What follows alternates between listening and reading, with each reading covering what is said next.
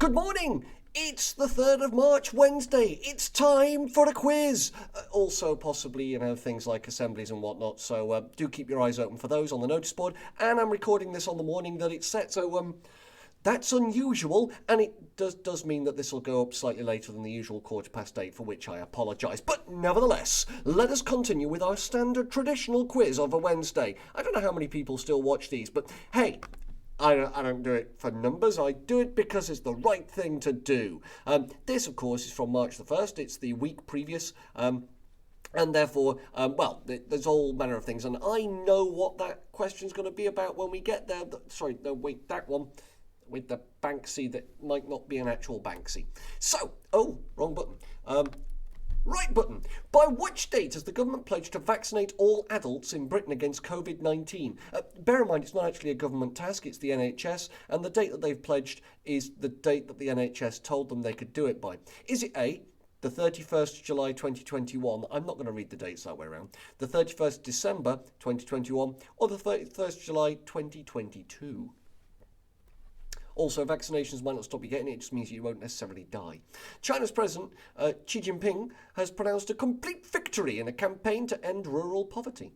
China defines extreme rural poverty as anyone earning less than $20.20 a day, $10.58 a day, or $2.12 a day.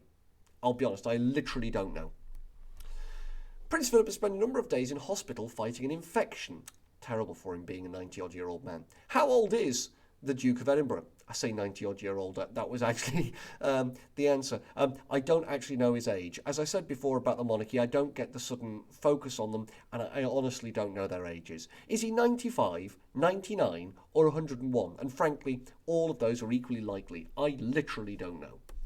Question 4. I told you the answer. Go for it. Though I suspect it's not actually him. But hey, make of it what you will. Ghana has become the first country in the world to what? A, experience a record-breaking low temperature on the same week as a record-breaking high temperature. B, fully ban petrol cars. Or C, receive COVID-19 vaccine for free from a global initiative. All of those are pretty cool, actually. Except the first one, I guess. Question 6. Which city has been announced as the preferred host for the 2032 Summer Olympic Games? Is it Brisbane, Montreal, or Berlin? I honestly don't know. Tabby, I'm assuming you know. Francis, I bet you know. Sarah will know, obviously. James, you'll know. Reese probably knows because he's just well up on these things. And Toby will probably have a handle on it. The rest of you probably know too. Poppy, you've not said anything. I bet you know. Question 7. Why were hundreds of university students evacuated from 12 halls of residence in Exeter last week? Was it A, an unexploded World War II bomb had been found?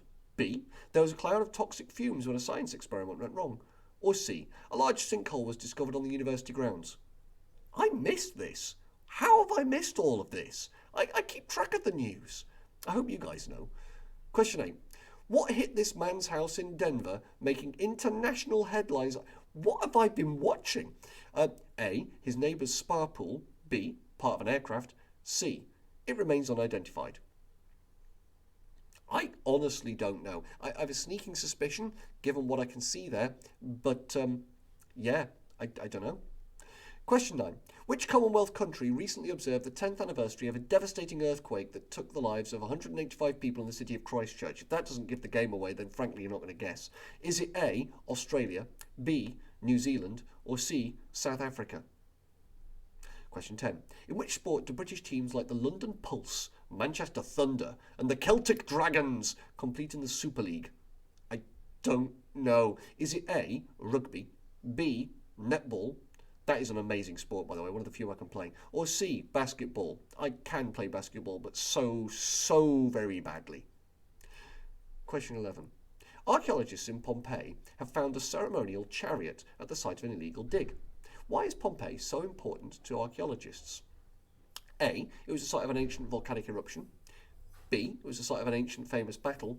Or C, it was the site of an ancient landslide. Really? That's not why it's important. I mean, it's what made it important.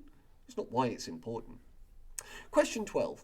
What famous sportsman was lucky to survive this situation last week? Is it A, Roger Federer, B, LeBron James, or C, Tiger Woods? I know this one. Oh God, I know a celebrity question. Oh, I'm so sorry.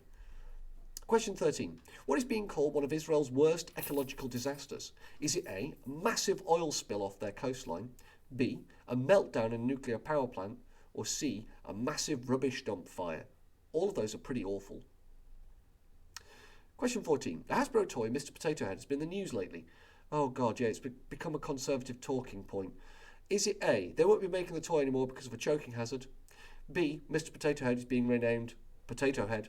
Or C, the toy is celebrating its 40th birthday? Yeah, the Conservatives are obsessed with this in the United States. Conservative with a small c, by the way. The Republicans, somehow it's fed into the narrative about cancel culture. Based on that, I think I know which one it is. But frankly, Question 15.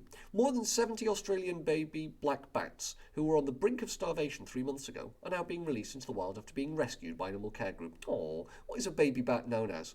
Oh, I think I know, but I don't actually know. Is it A, a cub, B, a pup, or C, a kit? Bats are cool. Which Asian country has this flag? Is it A, Vietnam, B, Thailand, or C, Indonesia? Well, I know one of them that it isn't. After that, I'm guessing. Question 17. True or false? Australian News is back on Facebook after they agreed to reverse a block on Australian content. It's a 50-50. Come on, anyone can do that one. Question 18. What is the most populated settlement in Staffordshire? Is it A, Stafford, B, Stoke-on-Trent, or C, Lichfield? That is a bizarre question. I wonder why that's there. There must have been something in the news to do with Staffordshire, I guess, but I don't know what it is. Question 19. What action has the environmental organisation Greenpeace been taking recently to stop fishing boats trawling the seafloor near Brighton? Is it A, circling fishing boats and filming them 24 hours a day, which, let's face it, is going to be annoying, B, dropping huge boulders into the sea, or C, sailing hundreds of fishing boats themselves to overcrowd the area? I don't know. I should know what they're doing. I mean, all of those are pretty big stuff. And question 20. Really? What is the first name of this woman? Really? Well, it's the one Boris Johnson copies the homework of. And after that, we'll go to answers. So, that are the 20 questions. Oh, dear. Those are the 20 questions. Good luck. Do have a go, even if you just answer a couple. If you just answer one, I really don't mind. It makes me feel good to know that people have actually watched it, because I am that sad. Do make sure you've checked out the notice board. I have received word that on the first day back, you'll be set work on computers. That's on the Monday, the 8th of March. And do make sure, therefore, if you can, to bring headphones, though the work should be set that is silent. So if it shouldn't be voiceover PowerPoints or videos. Well, damn. Everything I do is on a video. So I suggest bringing headphones just in case, but obviously people will forget.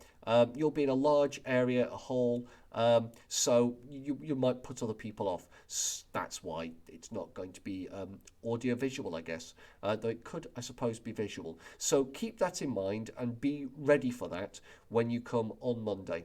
After Tuesday, you'll be back in classrooms with teachers and you'll be taught your normal timetabled lessons in a normal timetabled way. I assume, going back to the timetable that we had and the rooms that we had before we split up for Christmas. So I assume you'll be in the English block still when we all come back and sort that out. I can't promise that one, but that's my assumption. Other than that, have a lovely rest of your Wednesday, and I shall see you tomorrow for the live registration period, because that's what we do. And I'll see you on Friday with the answer to the quiz, which I probably won't record until Friday, because that way I know who's answered what. I prefer that, it's nicer. Other than that, have a lovely day. I'll see you all on. Bye-bye now.